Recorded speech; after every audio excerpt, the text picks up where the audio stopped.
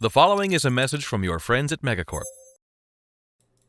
Well, it's that time again. It's time for everybody's favorite time of the year. It's time for Patchnotes. That's right, Jamor, the Stellaris producer, has so kindly put the patch notes on the forum, and today we're going to go over all of them and see what we have on our hands in 2.2 Le Guin and MegaCorp. We're going to skip MegaCorp for now and go straight to 2.2 for those people that are interested in MegaCorp as well. They will be following up. So I'm going to start off with 2.2 and then go all the way back towards MegaCorp to actually go into some details. So 2.2 Le Guin free features. All of the following are free features that are automatically updated in your game and require you to just sit back and wait for Steam or whatever platform you're running the game on to update, and then you will be able to enjoy the game in its 2.2 version.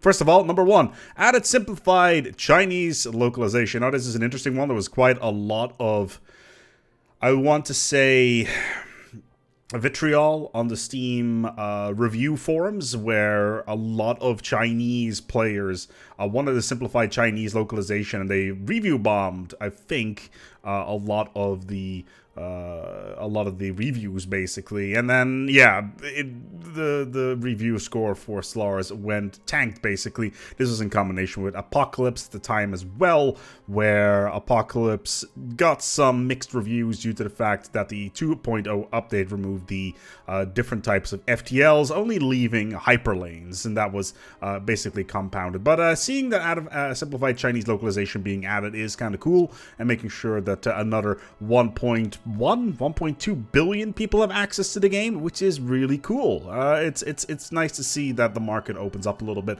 Whether or not Stellaris is available in China is a whole different question. Probably, considering they asked for it. But yeah, there you go. This is the biggest one. Remove the planetary habitat tile system and replace them with districts and jobs. My god, this is such a massive overhaul. I cannot even begin. In the past, obviously, for those of you who have played Stellaris before, the tile system was in there, and basically you would have to micromanage every single tile on the planet. This is now no longer the case. The tiles are now being replaced with districts, which are a lot easier to handle, as well as habitats, habitat tile system, what am I saying here? As well as the job system as well. So districts can add jobs, and basically we have a far more flexible economy that you can actually mess up if you don't watch out.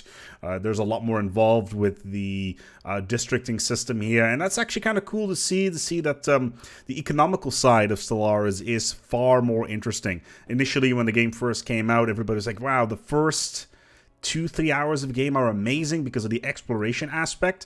Now that the tile system has been replaced with the district and job system, things are going to get a lot more interesting, because you also have to keep an eye on your economy almost at all times, because it's extremely easy to go bankrupt, as I have already noticed in several of my 2.2 playthroughs, by the way, which was delivered to me by the Paradox PR team. I didn't pay for that code. Pops and pop jobs now belong to social classes or strata that determine their luxury needs. Social classes are ranked, and pops that belong to a higher class will refuse to take jobs belonging to a lower class until they demote over time. This is, again, huge. A massive change. There is a special civic you can pick, which basically makes all classes the same, which is effectively the communist civic, which is kind of fascinating that it's there. However, the fact that there's different classes and every single class requires different things, different luxury goods, etc., kind of is a top-level representation of a economy and civilian classes, and those that have and those that do not. And it's very much a supply and demand game. Making sure that you can make sure that you have enough resources for your pops is incredibly important. And if you don't, then your economy will basically implode on itself, just like we mentioned with the districts and job system. And again, like I mentioned before, I really like this change, mainly due to the fact that it puts a little bit more life in your empire. Previously, it's just like, oh, here's a planet, I never look at it ever again. Or basically at that point, it's like, oh, events and fleet stuff. Now you're actually forced to keep an eye on our economy and not just with dead eyes just hit the level up button on the planets when it comes to the individual tiles. And there's still a little bit of that when it comes to the buildings and all that stuff, but still it's really good. I actually really like it, but we will do a proper review of 2.2 Le Guin as well as Super MegaCorp when I feel that I've put enough time into it. I have played maybe 5 hours of it so far. It's not enough to actually get a proper overview because obviously grand strategy games are that big. So yeah, pops and pop jobs, pretty cool. Added unemployment for pops without suitable jobs, which lowers planetary stability if their living standards are low. So unemployment's actually a pretty big deal. If you don't have enough jobs on the planet, you kind of want to make sure that those pops are moved somewhere else, or you give them jobs. If not, you're going to be in some serious trouble. Yeah, planetary stability, which increases crime, which decreases trade value, and a whole slew of other things. Again, this is a discussion regarding the economy. It's a pretty big deal, and you should really watch out for it once the expansion and the update drop on the December the 6th. Added planetary housing, which is not a hard cap. No, if you have planetary housing, your population can still grow beyond the amount of housing that you have, and then you will basically have homeless people. Lack of sufficient housing causes planetary instability. Once again, planetary instability, a huge modifier there. Just because your planet is quote-unquote full doesn't mean that the population will continue to grow. Those Xenos will find every single crevasse possible, and they will try to breed there, and then you will have more people on your planet that you have jobs for. Therefore, you're going to need to put them on boats, let's say the Botany Bay, and move them to Australia. Or in this particular case, Space Australia. More dynamic pop growth system. Population can grow and decline based on their rights, living standards, and immigration and emigration. Yeah, so the more resources and more freedom a pop has, the faster it grows. That's literally it. Immigration and emigration systems are kind of handled similarly in the past. If you have too much population somewhere, then immigration and emigration will be a factor. Also from other empires, which is of course a pretty big deal as well. It's definitely interesting. I haven't taken too much of a look at it at the moment because, again, I have only played maybe up to 70, 80 years into the game, and the amount of planetary capacity that I've had previously hasn't really impacted this so far yet, so that's pretty good. Added crime. Crime is generated by overcrowding and poor living conditions. That's once again tying into the dynamic pop growth system that we just talked about. And that negatively affects planet stability and also generates events. Yeah, this is also in tandem with the criminal enterprise Civic that the MegaCorps can have, where you can basically push crime and it will help you. Crime by itself obviously is bad because it negatively affects planet stability, as we already mentioned, thus decreasing happiness, thus decreasing output, and the bigger the chance of a uprising, which of course you need to watch out for. Added new and reworked planetary decisions and empire edicts. There is so many of them, it's not even funny.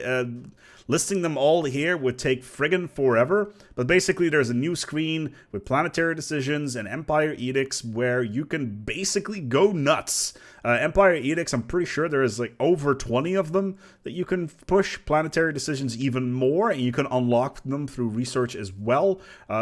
For at least most empires, obviously some of the empires that are a little bit more, shall I say, assimilatey. They don't have many some of these planetary decisions, but they have other ones. So yeah.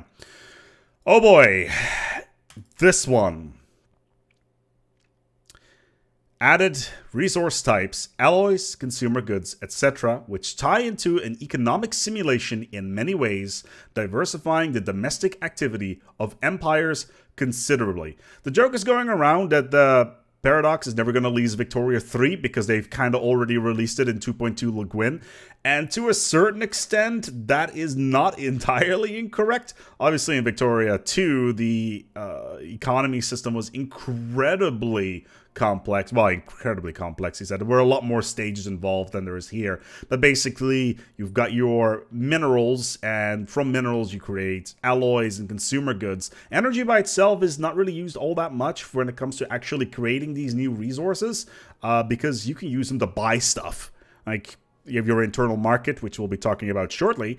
But yeah, we've got quite a lot of very interesting stuff here with a two-stage economy where you will need to be able to have enough minerals to pay for your alloys, because yes, you build your ships from alloys rather than, as was so nicely mentioned in the quote-unquote humorous version of these here patch notes, not by unhardened pig iron and put them straight into space. No, you're going to have to use alloys, which come from materials, etc. You also have other special goods, such as motes and gases and a bunch of other strategic resources that you not necessarily will run into very often, but still, having this change is incredible. A two-stage economy basically means that you need to balance your economy a lot better, especially if you want to build large amounts of fleets, consumer goods as well. Every single pop needs consumer goods. If you don't have enough consumer goods, your economy will crash, because they won't be happy. And if the economy crashes when it comes to consumer goods, everything gets wiped out. I've had this happen several times already.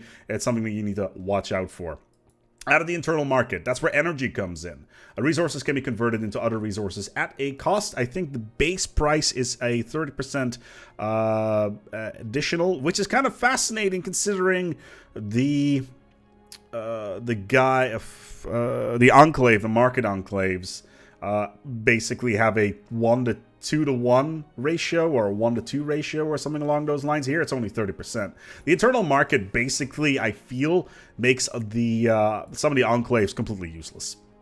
Yeah, except for their strategic resources, if they are even in there. I haven't actually taken a look at them yet. It's probably a good idea to maybe do a video on that to see how they're now tying into the game, because it was a fairly big feature of Leviathans, and I think also the main reason why you want to get Leviathans, because the enclaves are amazing. You know, you definitely want to get them. The Leviathans themselves, whatever. The main feature for me for Leviathans was definitely enclaves. But yeah, being able to sell or buy resources and then you get energy for them is great.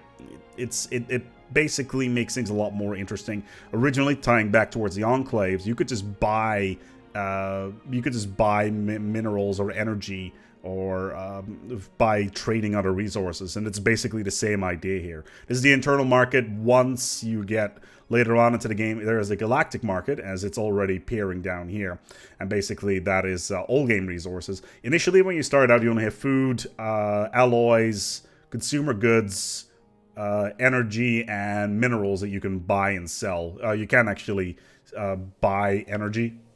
You can only sell stuff for energy, so that's kind of cool as well. Anyway, later on, the galactic market breaks open, and you can basically buy any resource between empires, and the prices go up and down. So economic domination through the galactic market is totally possible, which is kind of cool.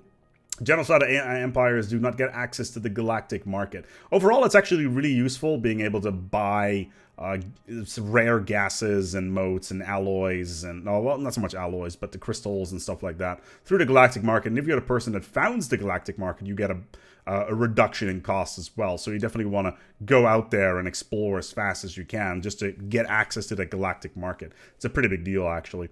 Added trade routes. My lord, we've been asking for this since Heinlein.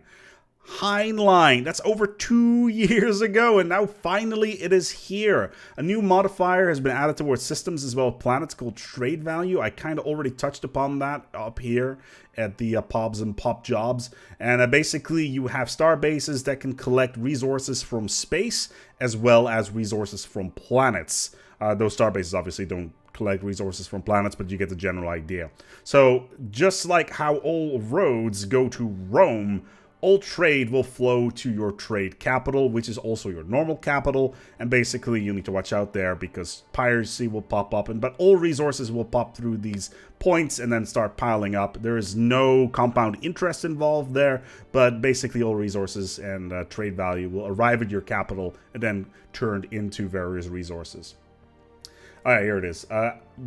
reworked piracy system to link into this and added the patrol order so your fleets can actively suppress piracy. So basically any trade routes, you will need to have corvettes or destroyers flying along those.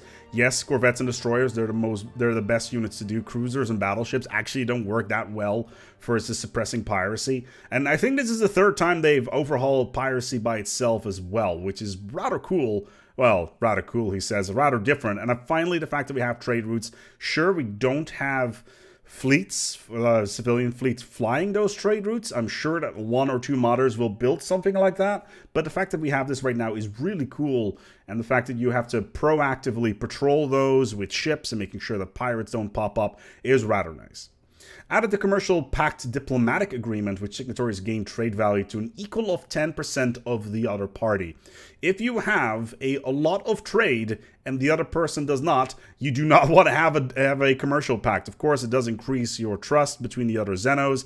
If you want to get into an alliance with them, it's maybe a good thing to do, especially if they are a bad economy, you have a great economy. Boosting them up, obviously, is a great thing to do. Overall, though, if you're ahead of the pack, then don't. Just don't. 10% of the other party. I think I can boost it through traditions as well, but I'm not entirely sure. Added administrative cap on owned systems. Blah. Okay, so previously we had the hard cap of how many planets you could have, etc. That no longer exists. So basically, it's very similar to the old system where it still exists actually. The more systems you have and planets and stuff like that, the higher the tech will cost. But right now what it is that the administrative caps basically counts up the amount of systems, districts, and colonies that you have, and then it basically adds those up. And similarly to the habitation, it's a soft cap. If you go over the cap itself, it's listed on the top of the screen, then you will get malices. And apparently they're scaling. So to leader cost, edict cost, and research speed, and those will then increase and decrease depending on what is the malice. This replaces the old system of static penalties based on a system owned. Okay, so it does replace that system. But I don't know whether or not that actually replaces the tech stuff. Probably. Administrative cap can be increased with techs and ascension perks. So that's very similar to what we have right now with a lot of the techs where, hey, you want to earn 5% more minerals a month and that sort of thing. So it's very similar to that. Introduced a new concept called Empire Cohesion. I actually haven't looked into this at all. I've seen it a couple times in-game, but it's on the main Empire screen at the bottom left where the piracy risk also is. Empire Cohesion is increased by each own system and decreased by each external hyperlane connection and cut off known systems within your empire. If the loss goes above the gain, then you will suffer penalties in forms of increased empire size and corresponding costs. So that's basically, it messes with your administrative cap. So what does this mean? So let's say you have a blob of space. The more hyperlanes that come into your space that you own, as in the hyperlanes are coming into your area, the bigger the cost will be. For instance, if you have a big snaking empire somewhere that doesn't really cut things off properly, then you're gonna run into problems. Thankfully, due to the system of constellations that was introduced in Distant Stars, where basically everything is split up in constellations, this is not nearly as big as a problem as you think it would be. But of course, you don't want to snake too much into other areas because the cap, basically the amount of damage it will get to your administrative cap as well as your empire cohesion is going to get a little bit crazy. So make sure that you, instead of snaking your way up, go from constellation to constellation to minimize the amount of impact that you get by incoming hyperlanes and that sort of thing. Added 9 basic mandates for your empire's economy. So it's things like stratified economy, economy that's focusing on internal goods, science, that sort of thing. So that's there. Tweak the army display and ground combat screens. Don't get too excited, boys and girls. This is not Total War. It's basically just reworked it. So it just looks a little bit different, but effectively it's exactly the same. You no longer have the little thing that says, I don't think we have that. I'm not entirely sure now. I'm thinking of it. But no longer do you have the atmosphere thing where you have the various layers in the atmosphere where your drop squads are coming through, because it never really had a purpose. So yeah. So planetary bombardment now produces devastation, which damages housing and amenities Trade value and pop growth, high devastation will ruin buildings and kill pops is very similar to previous bombardment systems, but obviously instead of destroying buildings on tiles, it will do damage over time to the output of the planet. It's fairly straightforward, and also in this particular case, it takes time for it to recap itself. So if you've bombed the planet and you've conquered it, it's going to take time for that planet to get back onto its legs. It's not instant like it was in the past. Reworked sectors to be automatically generated, removing the mini economies and having them directly contribute to your empire stockpile. Very interesting change here, Wiz. Very curious about this one, how this is actually going to work in the long term. Sectors, of course, previously you could build your own sectors and they would go into their own quote-unquote mini economy that you could draw resources from for 25 influence, or 100, 25 if you were being attacked, 100 the rest of the time. And yeah, and having this now contribute to your empire stockpiles is actually a pretty big deal. You can directly control these planets if you want to, but you don't need to. You can assign a governor to it, as you should. A little bit more about characters shortly, because they've also changed. There is no longer a cap on how many characters you can have. It's great. But yeah, no longer having these empire stockpiles basically means that you don't really have piggy banks anymore that you can just delve into in times of trouble, which is kind of how I approach sectors. And now having them being pumped straight into the economy just means that you have more resources to spend when you start getting sectors. That's basically it, which is kind of good because it means you have more resources, you can expand more, the game runs quicker, because you have more to do, or at least you have more resources to do more things. It's very similar to the Peluche campaign that we had running that finished up a couple days ago, where the amount of resources were so ridiculous that I could basically do whatever the hell I wanted, whenever the hell I wanted, and even just added casually 500,000 fleet power to my combat groups, because why not? I got the economy for it, and this is very similar. Not, of course, that you should start adding 500,000 fleet cap to your fleets. You get the general idea here. Reworked factions to make sure they always give an amount of influence based on their faction approval, rather than having a hard cutoff to which they contribute nothing. Oh my god, it's so good! Because of the way ethics work with empires now, and especially with things like authoritarianism, I think, or spiritualism, one of the two. No, sorry, I'm thinking of one of the species trade, like deviants. They have got a minus 15% modifier to ethics attraction. So basically, it's very easy to get very large economies with very differentiating ethics, and unless you relatively ram down on that, which means that you can have very large groups in your empire that with the previous system would not give you any influence. Right now it does. So factions are great to have now. I really like them, and the fact that they gave influence is really good, because there is definitely an influence bottleneck before you start getting those factions. Please be aware of that. An expansion can be a little bit difficult in the early game because of the amount of influence that you have available to you. Reworked the tradition trees to synchronize with all the new systems. Yes! There is no longer any traditions that give you unity at all. No unity bonuses whatsoever from the tradition trees. That's a pretty big deal. Also, discovery to me is no longer an instant pick. Sure, polytechnic education is still one of the best ones you can get in the early game because of the leader experience gain, which allows you to explore faster, more efficiently, and basically cover more territory and find the unique events that you want. However, exploration and the new prosperity tree are actually very, very good, and it's something you want to keep your eye out in terms of what you want to play as. You want to play as a tall empire, then going prosperity earlier may actually be a good idea. If you want to play super wide, then going expansion earlier on is also very, very good. So we've got quite a lot of stuff here. Also, the domination tree has been completely reworked and no longer has anything to do with vassals whatsoever. Although, maybe a little bit. But let's put it this way, there is no longer the protection racket one, for instance, where you will get an additional bonus on top of the resources that you would already get from a vassal to begin with. Replace the authoritarian caste system with the stratified economy of living standards. Does not use slavery, but has a similar effect. Happy rulers, downtrodden masses. Authoritarians can use a species-wide, still use species-wide slavery. Slaver Guild Civic is now required to enslave your own species.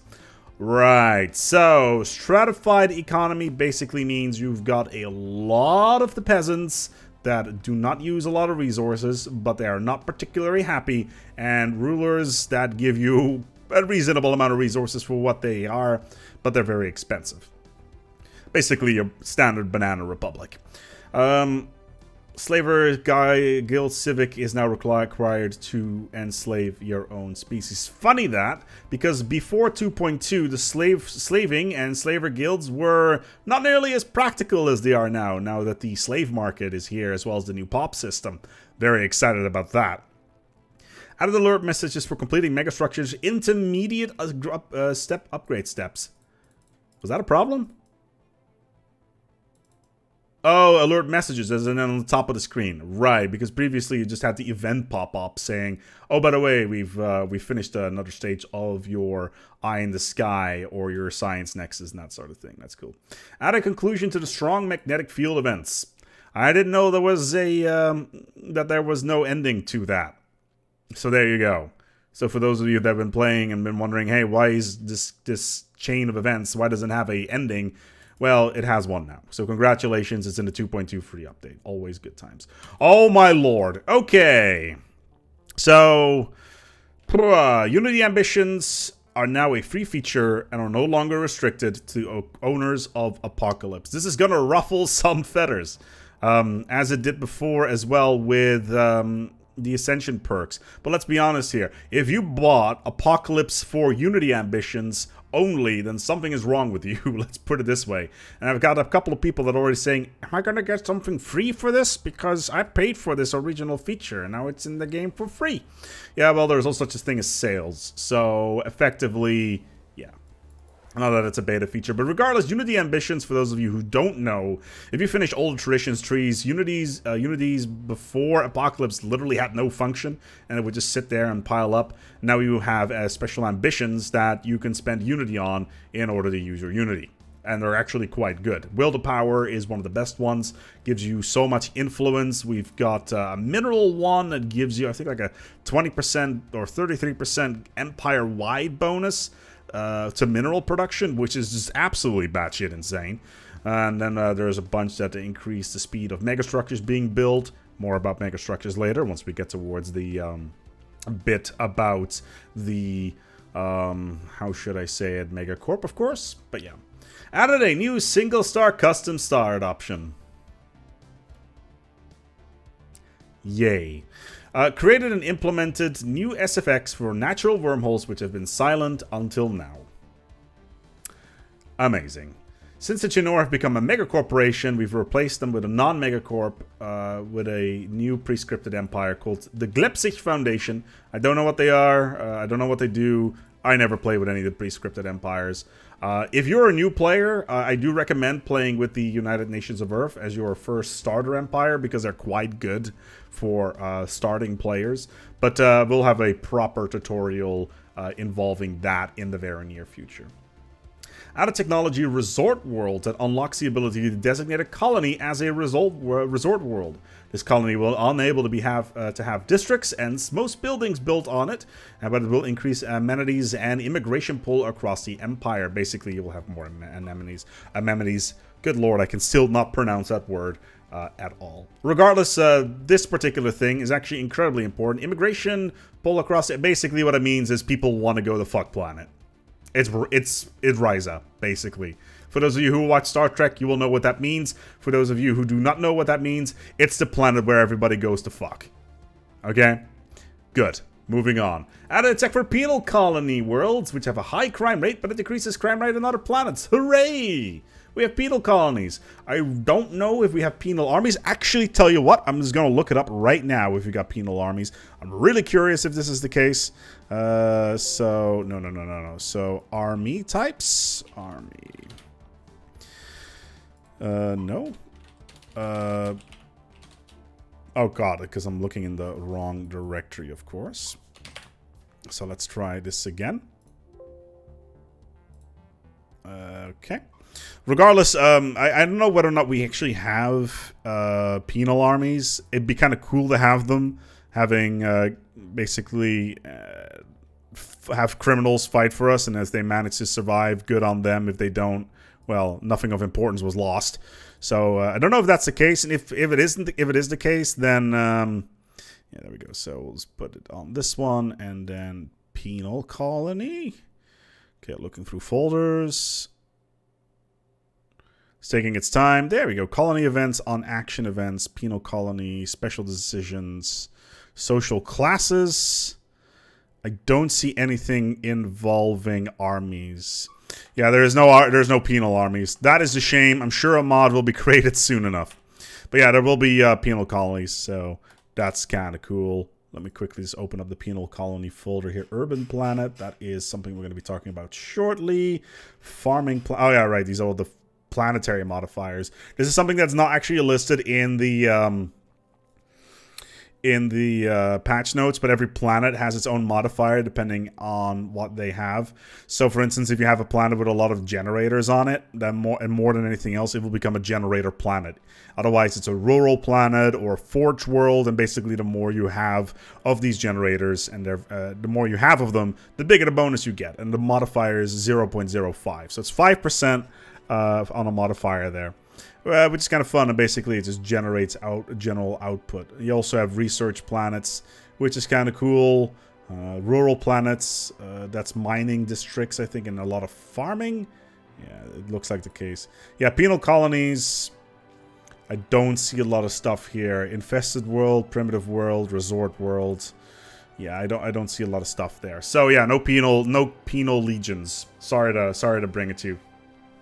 Out of tech for slaver empires, the designated world is a thrall world. Thrall worlds cannot support city districts or manufacturing research buildings, but get vastly increased growth rate and access to special buildings and jobs for slaves. So, mines? Yeah. So basically, there's no city districts or manufacturing or research buildings, but you can still have all the other districts where the your thralls work. Which is kind of cool. Of course, uprisings are always a problem, but nothing that some orbital bombardment can't fix. Updated tutorial to explain the new systems. I'm so happy about that. Veer, have you turned off since day one, because I don't care, but yeah. Added the multiplayer observer mode from 2.1.4 into the default game. For those of you who want to do observation into the game, into multiplayer, for instance, that's now totally possible. So delightful. Deploy hunter-killer drone decision can now be toggled on and off. This is something to reduce uprisings on planets, or at least basically have any sort of issues with population unhappiness and that sort of thing. You can deploy hunter-killer drones to make sure the population becomes quote-unquote happy. I generally like to call the term suppressed on that one, but you get the general idea. Yeah, but the fact previously it was an edict. You could only turn on and what I think lift after 10 years, but now you can toggle it, so that's nice, I guess. Added a game setup setting how many habitable worlds are guaranteed to spawn near your starting system. Actually, if you're playing a game with a very low amount of habitable planets, but you still want to have a decent start and you don't want to play a one planet challenge without realizing that you're going to be, this is actually really nice. I think the maximum setting is 2 or 3. So basically, you will always have habitable worlds nearby, which is cool. Research agreements are now diplomatic actions rather than part of trade deals. So basically, you can go to the diplomatic menu and ask for a research agreement. So, yeah. So basically, before it was part of the trade deal system. Not entirely sure why this has been changed. I guess clutter, but then again, if I had to scroll in the diplomatic actions menu, maybe it's just to fill things up a little bit. I don't know. Oh, this is fun. Endgame victory conditions reworked into a score system, tallying up your total empire accomplishments based on size, population, military tech, federations, and other measures. Basically, you can set a certain date saying, hey, this is the date I want the game to end, and whoever has the highest score wins. And I think the default is 2,500. You can lower it or higher it depending on, make it higher, depending on when you want to end the game. Which for people like me who tend to do Let's Play content is actually kind of nice, because sometimes I really want to have campaigns finished because they start to annoy me. It's very similar to how the mid-game crisis slider works on the start menu, or the Final Crisis stuff and that sort of thing. Added some new colony events, haven't seen them yet. Civilian ships are now constructed. Oh my lord, okay. Now this is actually something that's gonna take some time to get used to, and you will run into stuff too, guaranteed. Civilian ships are now constructed at star bases rather than planets. You do not want to know how many times I've clicked on a planet wanting to build a science ship, a colony ship, or a construction ship. This is now all, of course, being handled by star bases. Of course, I need to have a fleet yard on it. But the fact that I still click on planets because I want to build civilian stuff is rather annoying. Of course, it makes sense that all the ships are all in the fleet yard stuff on the star bases, but still, it's a minor gripe, and I will get used to it. But yeah, add a pop selection view to the colony ship's construction in star bases. Basically, as soon as you build a construction ship, a screen will pop up saying which kind of pop do you want to have on this colony ship. Fairly straightforward. Colony ships will not be built populated with any species that you have a migration treaty with. So if you have a certain type of pop that hasn't migrated to your planets yet, but you really want them, as long as you have a migration agreement with that empire from those pops, then you will have access to them, which is kind of good because it means that you can easily populate empires. And of course, it's also a simulation of the civilian economy because it's not like, hey, you live here now. No, you live over there now. Good luck building that colony. But yeah, that's not a thing. Colony ships built through the expansion planet will automatically construct a starbase nearest to the target planet. Yeah, that's good. Otherwise, it would take forever, especially on some of the larger maps when you don't have a lot of wormholes or gates. It could take forever to do any sort of construction because originally it would only be built at your capital by default, which is kind of annoying. But yeah. Obviously, oh no, it wouldn't be building a capital. It would be built at the planet where the pop would be. So instead of that, it's just going to be at the star base where it can be constructed. So yeah. So those pops will just go there by themselves, I guess. All good into the lifeboats and that sort of thing. Planets have decisions to stop growth, although this comes with a penalty of stability for regular empires. Basically, it's basically you saying, don't fuck anymore, we're full. That's effectively that. Yeah, it costs a bunch of influence, but you can do it. Blockers now generally reduce the usable districts on a planet, while clearing them unlocks different types of districts. Basically, there's a blocker there that says, hey, this blocker is blocking off 2 mining districts. So remove the blockers so you get 2 more mining districts, and this is also indicated on the district window. Clearing blockers can now also give one-time bonuses. Clearing up a slum grants a pop. I haven't actually gone through all of these, but yeah, the slum one, it gives you more pops, which is nice. The homeworld of the First League, for those of you who don't know what the First League is, it is one of the precursor empires. It's kind of cool. It gives you a Yucca Monopolis, which is a huge freaking deal. The real question is, I don't think this is part of... I'm not entirely sure if this should be under MegaCorp or not, because Yucca Monopoly are underneath MegaCorp. But yeah. Notifications dealing with player-owned empire are now marked with a golden yellow rim to distinguish them from those affecting only other empires. This feels so special. A golden yellow ring. Of course, this is just a UAX thing, just to make things very, very clear. For instance, in Crusader Kings, there are notifications that only apply to characters that don't really apply to you, obviously. Those are like set in wood, and there's like a whole notification window on the right side of the screen in CK. But yeah, golden yellow rims, looking forward to those. And of course, added 6 new corporate-themed Empire flags. Hooray! Such a delight. Then we got all these here fixes. We'll go through them a little bit for balance reasons. Improved distribution of space creatures in unique systems. That's fair. That's the second time they've done this. Ah, yes. Leader capacity has been removed from the game. You can have as many leaders as you want. It'll just cost you money. It's great. I love it. You have to pay them wages. Considering one at the start of the game you get like 1 credit or 3 credits a month or 9 credits a month. They get paid so much money relatively at the start of the game. It's completely insane. They're basically the richest people outside of the Empire, i.e. you. It's pretty insane actually. Subterranean Civilization Famine Event now uses food instead of energy. Ah yes, eat the energy please. Increase the delay between the Praetorian Vanguard and the main swarm arriving. Previously I think it was like up to 5 years. It will be longer now. The Praetorian Vanguard, definitely not something that you want to run into, especially if they start infesting worlds. And then the main swarm arriving is even a bigger problem, so yeah. You no longer get influence when another empire finishes the contact. God damn it, they took it out. This is so exploitable. So what you could previously do is you could get first contact with another empire, and it was a bug that basically made the screen pop up like 3 or 4 times, and you would get influence for that. This is kind of similar to it. Basically, you would get influence from another empire contacting you. So there was literally no reason to stop your research to start contacting other empires, and now there is a reason for it, at least for the special projects and all that stuff. Teachings of War in your event gives you energy as a reward. Previously, there was influence involved in there as well. Remove neighbor restrictions on rivals on most CBs. Oh, cool. So you can rival whoever the hell you want. That's cool. No longer possible to pick Imperial Prerogative as your first Ascension perk. I think Imperial Prerogative was the one...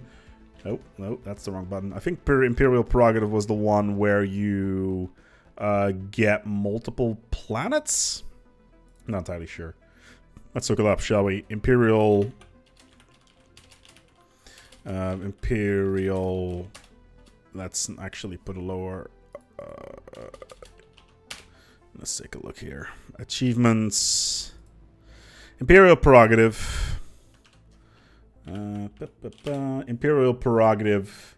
Alright. Well, it's changed now anyway because it increases your admin cap by 30. So, yeah. So, there you go. So that's different. Federations now are always led by the most powerful empire rather than having a rotating on presidency. Previously, also, you need to have a certain amount of planets if you were in an empire in federation, which really pissed me off in the one planet challenge because I was in a federation. I would never be the leader, even though I was by far the most powerful empire in said federation. I would never get to be boss man, which was a huge pain in the ass, especially considering the AI is completely pants on head retarded when it comes flying around the fleet. So yeah.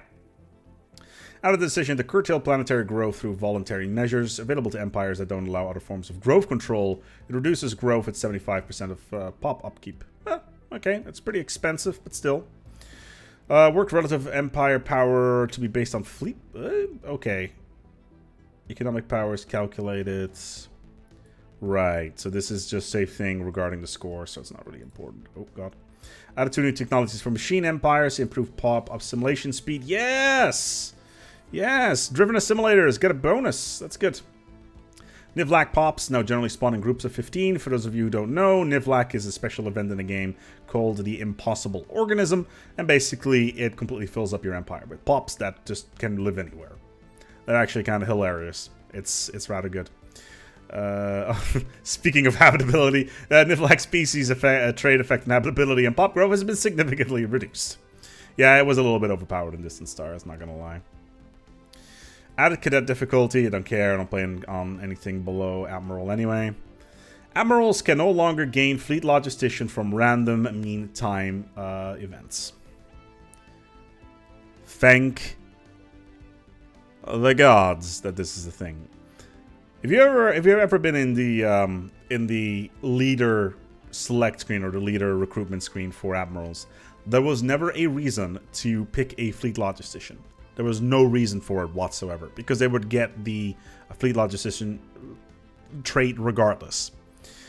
They would always get it by default. There was no reason to pick it beforehand. You would be far better off getting a Trickster, for instance, or a aggressive Admiral, because it didn't really matter if you had Fleet Logistician on it, because you'd get it anyway. But now you actually have to pick it if you want it, which is kind of good. I actually think this is a great change. It will also make fleets a lot more expensive when they're undocked. So yeah, Fleet Logistician, for those of you who don't know, it reduces the upkeep cost of the fleet. Change Forlorn Ruins modifier. Okay. To be -5 rather than -20. -20 happiness is a pretty huge modifier, by the way. My lord, that's like 3 meals away from anarchy sort of territory.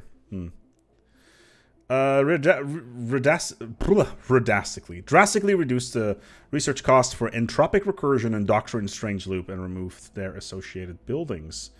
So this has to do with the horizon signal.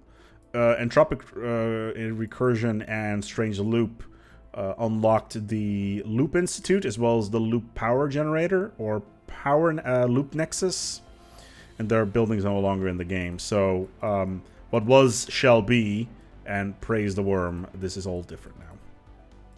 Yeah, it's a shame that we don't have these anymore, the buildings, because the Loop Institute was actually quite good, and the energy building that you got from Doctor and Strange Loop was actually really, really overpowered if you knew how to use it properly. Because basically you could build 2 energy nexuses on one planet and basically get like a 40% energy bonus on that planet. It was completely insane. I very rarely use it myself because I almost never go for the horizon signal unless I really, really want to. Although with the new pop system, that may actually be really interesting to see how it's going to work with the Toon World modifier that you can get out of it. So that's kind of cool. Drastically reduce machine uprising starting fleets so they shouldn't immediately copy. Yeah, so they imagine this. You're a single planet miner and you start with like 2 million fleet power. Of course your economy is instantly going to collapse. Yeah, I hope they have kind of improved machine uprisings a little bit so that they get like 50% of the territory or wherever robots are the main thing, because they always get crushed. I've never seen a machine uprising win. So yeah, but the fact that they don't no longer spawn with like 2 million plus fleet power is kind of nice. Habitats now have a monthly alloy upkeep on their capital building. Okay. Strong and weak traits now have a small effect on worker output. Makes sense. Culture Shock is now a planetary modifier rather than a pop modifier. So basically, if you invade a primitive world, you get a modifier on that planet, which is Culture Shock, which makes no sense if you send your own pops over. So basically what you want to do is just take all the pops from that planet, move them to yours, and then wait for the Culture Shock to be done, I guess. Assimilation is now faster. Planetary Culture Shock will be removed. There's only Hive, Cyborg, and Machine Pops on the planet because free will is a painful illusion. That's glorious. That's glorious. Xenophobes now get a +10, +20 pop growth, depending on how fanatic it is, of course. Yeah, they don't have a lot of pop growth from migration because they're xenophobes. They don't like other Xenos. Ascension perk Defender of the Galaxy now grants a bonus damage against the Tempest. Nice. Tempest, by the way, you only can get if you are in Distant Stars. Ascension perk Galactic Contender also grants bonus damage versus Gate Builders. Nice. Gate Builders also from Distant Stars. The Youth Vault Tomb and Irasian Home Systems now gain additional resources. I would hope so, considering the other one gives you a friggin' Eucomanopolis. Having an L gate in your space increases the odds of rolling gateway tech, so you get gateway technology faster. Spiritualist faction will no longer be unhappy about Toon Worlds if you get wormed. Yeah, that makes sense. Having psionic pops in your empire allows for the possibility of rolling psionic theory tech, if not otherwise possible. That's nice. So if you're a slaver and you're a materialist, just buy psionic pops. And then you may get psionic theory. And then go crazy with materialist psionicists, etc. Several existing civics have been adjusted. Police State, Agrarian, Idyll, Aristocracy, Citizen Service, Exalted Priesthood, and Technocracy. They have all been changed to deal with the new job system. That makes perfect sense. Police State, Agrarian Idyll, I think, gives... I'm not entirely sure. Is this the one that gave unity on farms? I think so. Exalted Priesthood gave bonuses for priests, I guess. Species Trade Thrifty has now increased trade value production. The new Ingenious Trade energy production. So yeah, considering it's the other two are no longer really valid. Robo-modding has been reduced in cost. That's nice. Biomodding the same. So going for the biological ascension is nicer. Data link uplinks transition is now increased research station outputs. Okay. Oh yeah, assist research. The tech no longer exists. Well, it exists, but you get it at the start of the game. So you can basically, hey, I'm blocked in somewhere. I don't know what to do with all these science ships. Or I've got so much energy that I can hire more leaders and just put them in science ships assisting. You can do it straight off the bat in the game. You kind of want to do so. It's actually kind of good. because it's a pretty high bonus. Ending a resource deal with a merchant enclaves now gives you a -5 opinion modifier. I guess that makes sense. And Distinguished Admiralty civic effect on Admiral level cap has been reduced from 2 to 1. So basically, Distinguished Admiralty is okay. This was basically the only reason why you wanted to have it. But now it also gives a naval capacity bonus. No, it does not give a naval capacity bonus. It gives you a ship fire rate bonus. So you get more DACA for your buck, basically. But the Admiral level cap has been reduced by 1. Not even sure if that is a good one. Not entirely sure. Alright, so let's quickly dive into MegaCorp. There's a couple of things that we need to talk about here. I know the video's already been running for 15 minutes. It's probably one of the longest one I've done, but it's still quite a lot of stuff that we need to go through here. So, MegaCorps. Added Mega Corporation authority to the game, with unique civics, as well as the ability to become an economic powerhouse by spreading branch office to planets of other empires. So good. So good. I will have my final opinion on this in the actual review of MegaCorp, but overall, I'm kind of liking it so far. Ecumenopolis added a new Ascension perk, Arcology Project, which gives you the ability to convert a planet into a city world with urban sprawl and their own unique buildings. Kind of cool. Xenocompatibility. You see that slug over there? I want to fuck it. That's literally what this is. Crossbreeding between species. The amount of memes that go on about this is hilarious. Universal Transactions. And I added a new Ascension perk, Universal Transactions, which makes it easier for mega corporation empires to establish brand offices and commercial packs. I haven't actually seen it yet. I still want to play around with it. I don't know how strong it is. Universal Transaction.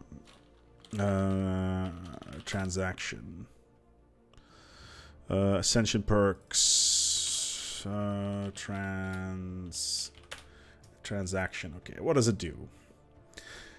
Okay, so branch offices will be 15% cheaper, and commerce packs are free.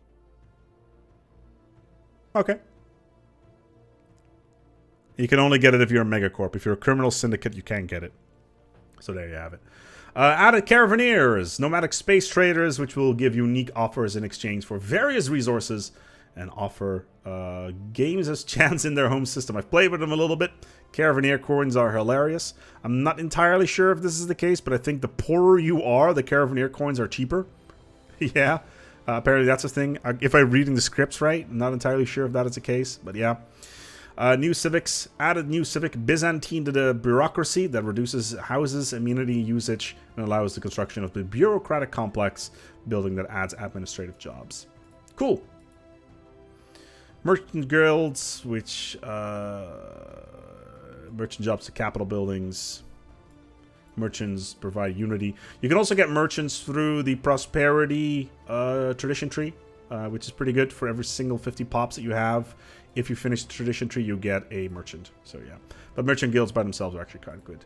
And of course, added shared burden for all your luxury, space, communism needs. With the pre-scripted empires that use it, they kill a cooperative. Of course, you want to be space communists, but everybody is equal. It's basically the equivalent of playing Hive Worlds or any of the Hive Minds where you don't want to deal with pops and stuff like that, or at least the different strata, so you just go shared burden and don't deal with anything. Kind of like how with Hive Minds you don't have to deal with factions and stuff like that, because it basically streamlines all that stuff, which is kind of cool. Oh boy, new megastructures. For those of you who've been watching my Peluche series, you know I love them megastructures and gigastructures, etc. The matter decompressor, which somehow mines black holes. Don't think too much about it. The mega art installation, because spending a shit ton of resources on art is art. The interstellar assembly, which gives you political bonuses, and the strategic coordination center, which basically gives you a whole bunch of bonuses to your military. They're pretty expensive. We'll do a separate video going deeper into these. Ah, yes, the Galactic Slave Market, where you can buy and sell pops. Also robots. 3 new advisor voices and 16 minutes of new music. You've been listening to some of them so far. Of course, it's not on loop because this video is already 53 minutes long. New empires and 10 new achievements. Also, there is new stuff for Utopia, such as Hive Worlds, which is kind of cool. Basically, they're the same as Machine Worlds, but for Hive Minds. So yeah, and only drones can live there. So yeah, there it is, the patch notes for 2.2 Le Guin and of course MegaCorp. I hope that based on the feedback that we had from last time, where I kind of looked over some of the things, I went a little bit more detailed. Of course, now that I've actually played 2.2, it means that I can give a little bit more insight in on some of these things. And overall, I think this is a excellent patch so far. Of course, there's some of the UI stuff that is new. Policy and edicts views are now in their own thing. Overall, this is not really all that important. Same thing with the AI and all that stuff and that sort of thing. All right, this is always one. AI will now revoke claims it has on empires it wants to maintain a long-term alliance with. So in the past, you would not be able to get alliances with certain species because they would have claims on you, and that will give you negative modifier, etc. And then there's a whole bunch of modding stuff as well, and I'm sure the modders are super hyped about that to work with the new pop system.